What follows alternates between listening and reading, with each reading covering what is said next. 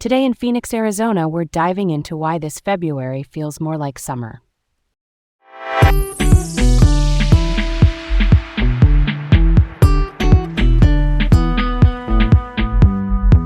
I'm Garrett. And I'm Leah. Welcome to Laid Back Local, the news of the day with Leah and Garrett in Phoenix, Arizona. First up, Phoenix is experiencing warmer than average temperatures this February with highs consistently above 80 degrees. Okay, here's where we begin. Phoenix is seeing some pretty unusual weather for this time of year. Typically, we wouldn't be hitting these high temps in February. 80 degrees? That's more like April weather. The National Weather Service has noted that the average first 100-degree day in Phoenix is April 29th.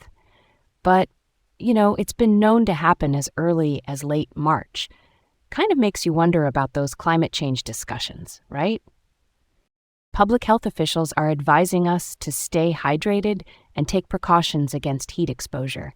It's not just a summer concern anymore, it seems. And with these early high temperatures, there's a lot of chatter about how climate change might be impacting our local weather patterns. That's a solid point. Phoenix once hit 100 degrees as early as March 26 back in 1988. That's pretty wild, right? It really makes you think about how these shifts could affect the community, especially as we head into summer. And of course, the bigger picture here is climate change. It's like one of those puzzles where each piece is a bit alarming. We've got to stay curious about these developments. All right, on to the next. A county judge in Arizona has blocked several abortion restrictions, but 21 laws still remain. All right, let's roll on. So there's a lot happening with Arizona's abortion laws. Proposition 139, which passed in November 2024, added abortion protections to the state's constitution. But despite that, there are still 21 restrictions in place. Recently, a judge overturned 3 of these restrictions, which is a big win for abortion rights advocates. However, Senate President Warren Peterson and House Speaker Steve Montenegro might appeal this decision. No appeals have been filed yet, though. There's also a lawsuit challenging the ban on abortions by advanced practice clinicians. It's being spearheaded by 3 Arizona nurses, a real battle for reproductive rights.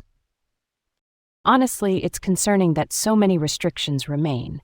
Even with these legal victories, the ideological divide in Arizona's legislature is really apparent. It's like a tug of war over reproductive rights. Okay, let's move on. Senate Bill 1635 proposes jail time for those alerting others about law enforcement presence in Arizona neighborhoods. Let's unpack this. This bill, introduced by State Senator John Kavanaugh, aims to criminalize what they call unlawful alerting. Basically, it's about alerting others in real time about law enforcement or ICE presence.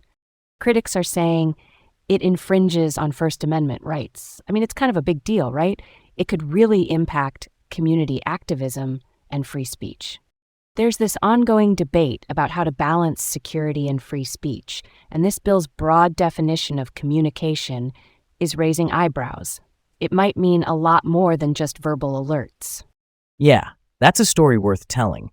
It could really shake up community trust and civil liberties.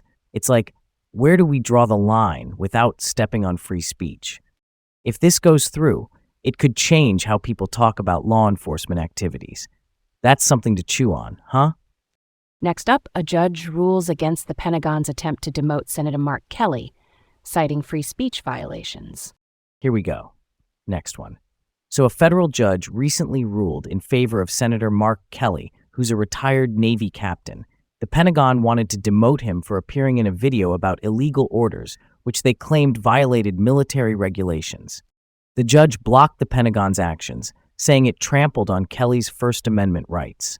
This case really highlights the tension between military rules and constitutional rights, especially for veterans. It's an interesting situation, especially with Kelly being a lawmaker now.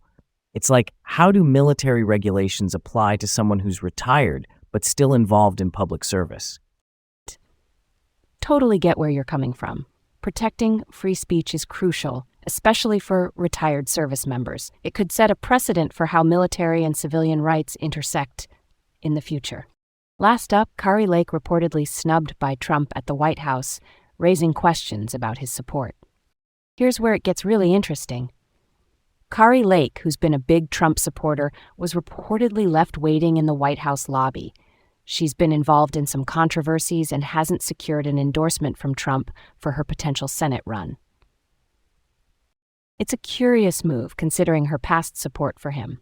This snub could mean Trump's reevaluating his political alliances or just distancing from controversy. That's a curveball. You'd think with her support, she'd have Trump's backing. Maybe this signals a shift in his strategy. It's definitely something to watch as the political landscape changes. Thanks for joining us on Laid Back Local, the news of the day with Leah and Garrett in Phoenix, Arizona. Have a great day, and we'll catch you again tomorrow.